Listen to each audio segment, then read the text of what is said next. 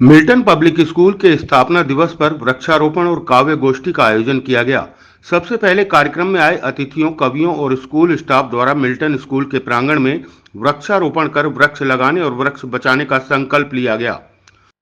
उसके बाद शिक्षा मनीषी स्वर्गीय श्री राजकुमार कुलश्रेष्ठ विचार ट्रस्ट द्वारा 6वीं काव्य गोष्ठी में भी राजकुमार का आयोजन राज कन्वेंशन मिनी सभागार में किया गया, जिसमें देश के प्रख्यात कवियों हास्य कवि लटूरी लट्ट, मोहित सक्सेना, पदम गौतम, राकेश निर्मल, संदीप अनुरागी, गया प्रसाद मौर्य और राजकुमार उप्पल ने अपनी रचनाएं प्रस्तुत कर समा बांध दिया।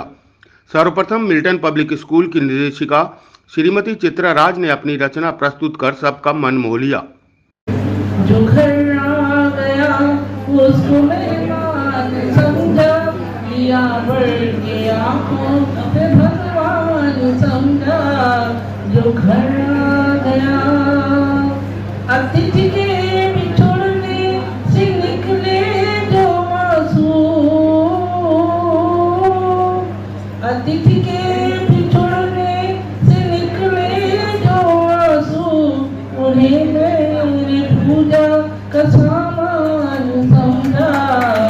जो घर आ गया उसको मेहमान समझा, लिया बढ़ के आंखों पे भगवान समझा, भगवान समझा, भगवान समझा। कवि और वरिष्ठ पत्रकार राजकुमार उप्पल ने आगरा पर बनी अपनी प्रसिद्ध कविता भगवान का सफर सुना, जमकर वाहवाही लूटी। तो वहीं कवि पदम गौतम ने पिता पर कविता सुनाते हुए आज के हालातों पर जमकर व्यंग कसे। भी एक मिल जाए। अचानक ड्राइवर ने हरी पर्वत पर ब्रेक दिया और किस्मत ने उसे मेरी तरफ फेंक दिया। धक्का मुक्की में इंजन फेल हो गया, बस कुछ ही सेकंडों में फेल हो गया। भाई साहब, इतना हंसने की जरूरत नहीं, लास्ट में पता लगेगा क्या फेल हुआ। देखिए, 4 पंक्तियां पीड़ा की मेरे हृदय में आती हैं। मैं यहाँ से कहता हूँ कि जग जाने से स्वप्न जो टूटे तो सोना ज्यादा अच्छा है, कि जग जाने से स्वप्न जो टूटे तो सोना ज्यादा अच्छा है।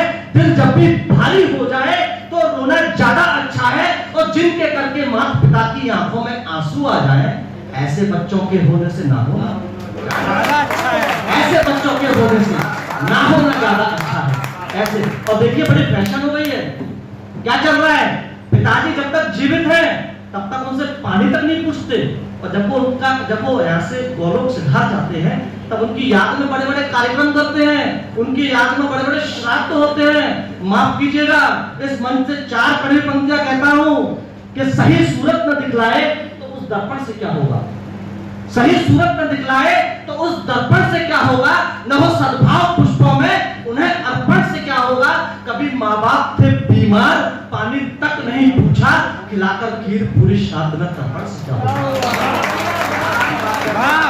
कवि मोहित सक्सेना ने दिल को झकझोर देने वाली रचनाएं प्रस्तुत कर सबका मन मोह लिया। ये अनुभव की निधि बनकर तजुर्बेकार बैठे हैं, ये वर्षों से संजोए भारतीय संस्कार। ये अनुभव की निधि बनकर तजुर्बेकार बैठे हैं, ये वर्षों से संजोए भारतीय संस्कार बैठे हैं। इनकी जवानी दमकते रवि का उजाला था, जहां पर एड़ियां ठोकी वही पानी निकाला था। काव्य गोष्ठी का संचालन कर रहे हास्य कवि लटूरी लट्ट ने अपनी रचनाओं से सबको हंसने पर मजबूर कर दिया और सभागार में बैठे श्रोता उनके हास्य व्यंग पर जमकर ठहाके लगाते नजर आए। पिछले दिनों मेरे छोटे बेटे ने मुझसे एक बात कही, पापा इस स्कूल में नई मैडम आई है ना, बहुत हॉट है। ये व्हाट्सएप ने भाषा बना दी सर।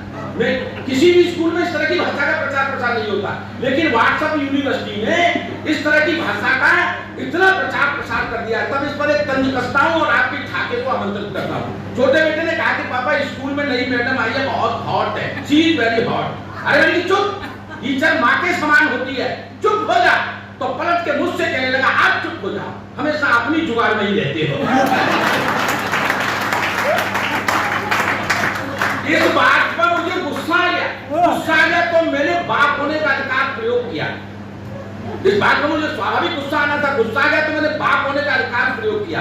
बाप होने का अधिकार तो आप जानते ही होंगे, बच्चों को पीटना है की जरूरत नहीं। अगर हम बच्चों को पीटे नहीं तो हमको भ्रम होता है कि हम इनके बाप हैं भी नहीं। और ये अधिकार केवल हिंदुस्तान में शेष रह गया। देश में बच्चों को नहीं पीट सकते आप। पिछले दिनों अखबार में मैंने एक समाचार पढ़ा कि जर्मन के एक माता पिता ने अपने बेटे को पीटने के चक्कर में 18 महीने की सजा काटी। तब जाकर मुझे विश्वास हुआ कि मेरे जो कुछ मित्र विदेश में रहते हैं हर साल हिंदुस्तान अपने बच्चों को लेकर क्यों आते हैं कि चलो इनको वहां जाकर कूट लेंगे, फिर कुछ लोग एयरपोर्ट पे शुरू हो जाएंगे देखना। तो मैंने भी अपने बेटे को एक चाटा दिया। सर ठाका आमंत्रित करता हूँ। जैसे ही मैंने चाटा दिया तो पलट के मुझे फिर पूछने बैठ गया कि आपके पापा आपको ऐसे ही पीटते थे? हमने कि ऐसे ही पीटते थे। अच्छा फिर तो उनके भी पीटते होंगे? हमने कि पीटते ही होंगे। अच्छा उनके भी पीटते होंगे? अबे मैंने कि पीटते ही होंगे। तू क्या जानना चाहता है? कि मैं तो ये जानना चाहता हूँ कि ये गुंडागर्दी अपने खानदान में कब से चली आ रही है। तो सर हंसने के लिए देर शाम तक चली इस काव्य गोष्ठी का श्रोताओं ने भरपूर आनंद लिया और कवियों की रचनाओं पर जमकर मनोरंजन किया।